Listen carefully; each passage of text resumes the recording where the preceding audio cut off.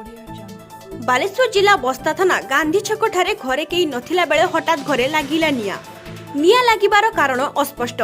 दमकल बाहिनी द्वारा निया लिभा कार्य जारी।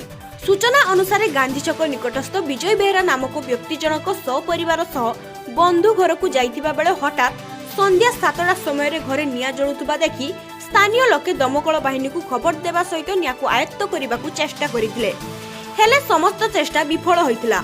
घरे थिबा लक्षाधिक टंकार जिनिसपत्र पड़ी पाउंस होई जाइतिला। तेबे दमकल बाहिनी घटनास्थल रे पहुंची निया को संपूर्ण आयत्त करिथिले मध्य निया लागिबार कारण केही जानि पारि नथिले। तेबे निया लिभा जाइतिबा बेले घर मालिक पहुंची नथिबा जणा पड़िछि। बस्तारु राजेश बेहरांको रिपोर्ट, बालेश्वर प्लस न्यूज।